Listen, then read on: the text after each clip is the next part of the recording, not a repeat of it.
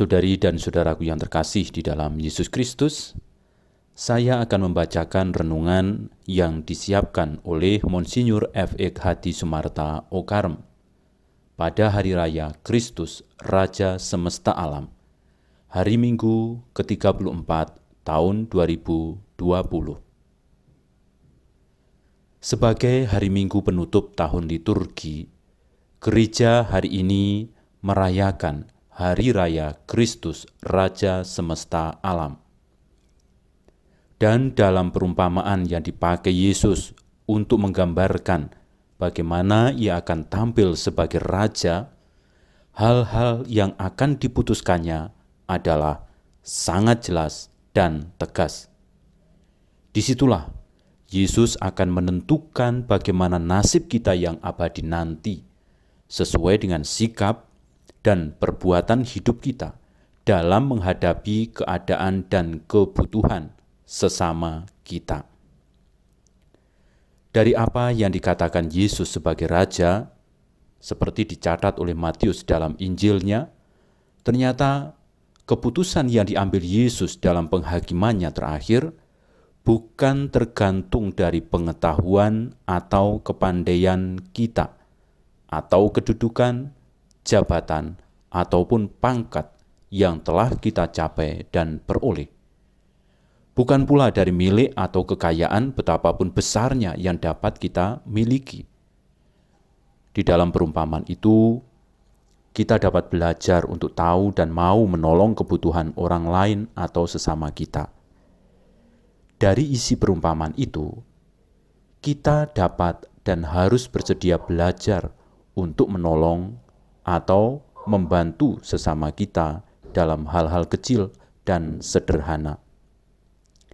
Yesus menyebut beberapa hal: memberi makan orang lapar, memberi minum orang haus, memberi tumpangan kepada orang yang tak punya penginapan, memberi pakaian orang miskin, mengunjungi orang sakit dan menderita.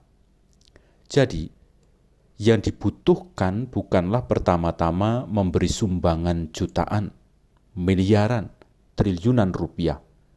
Bukan pula untuk berusaha agar nama kita tertulis dalam catatan sejarah, supaya selalu dikenal dan dikenang banyak orang.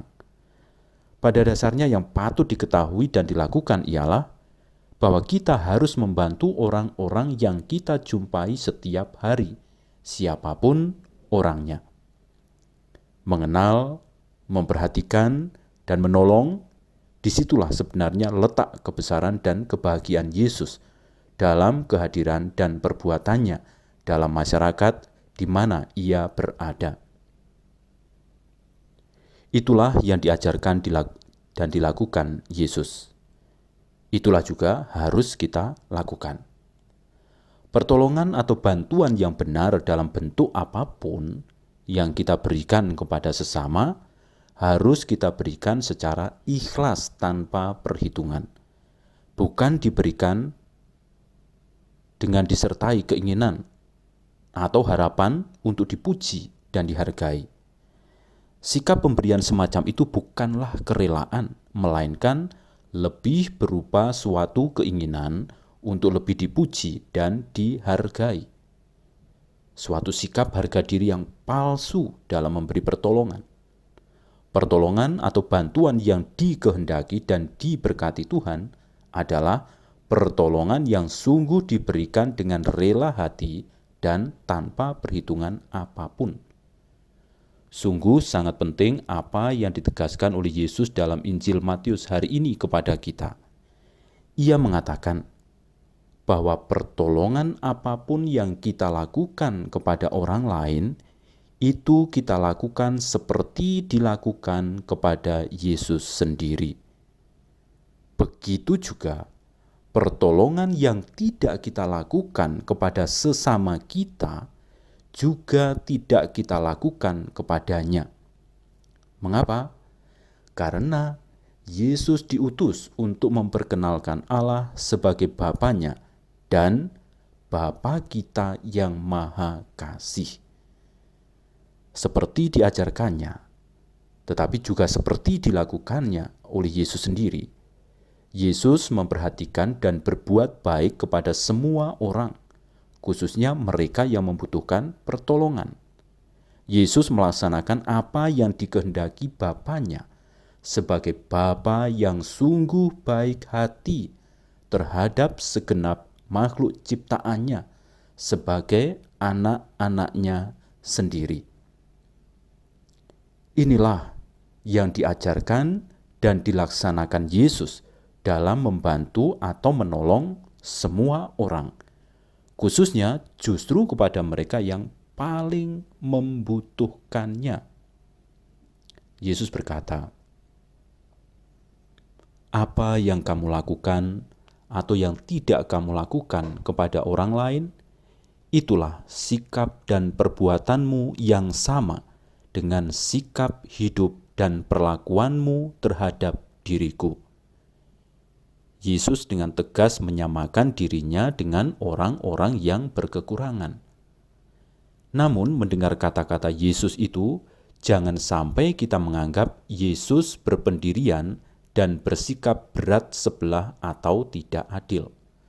Seolah-olah Yesus hanya memperhatikan dan mengasihi orang-orang miskin atau berkekurangan saja, dan menentang atau memusuhi serta tidak mengasihi orang-orang yang kaya. Yesus tidak pernah menyalahkan apalagi memusuhi orang karena ia kaya. Tetapi Yesus tidak membenarkan dan memberkati orang kaya yang dalam kekayaannya itu ia hanya mencintai dan memperhatikan kepentingannya sendiri dan tidak ikut prihatin maupun memperhatikan nasib berkekurangan sesamanya yang semartabat di hadapan Tuhan seperti dirinya sendiri. Dalam diri Yesus, Allah mengasihi semua orang yang sama martabatnya, bagaimanapun bentuk dan kondisi hidup mereka masing-masing. Kita, umat Katolik, sebagai warga negara Indonesia yang mengikuti falsafah Pancasila yang berketuhanan, berusaha hidup, bersikap, dan berbuat dengan berpegang prinsip yang dipegang oleh Monsinyur Albertus Sugio Pranoto. 100% Katolik, 100% Indonesia. Kita sebagai umat, sebagai gereja adalah 100% Katolik. Dan sebagai gereja di Indonesia dan sebagai bangsa adalah warga negara 100% Indonesia. Berkaitan dengan pesan Yesus dalam Injil Matius hari ini, kita diingatkan akan sila pertama dalam Pancasila, ketuhanan yang Maha Esa, namun sekaligus akan sila kelima, keadilan sosial. Marilah kita berusaha dengan penuh keyakinan dan dengan penuh iman, hidup menurut ajaran dan teladan Yesus, sekaligus berpegangan pada Pancasila untuk saling menolong dengan sesama, khususnya saudara-saudari kita yang berkekurangan. Semoga Tuhan selalu memberkati kita.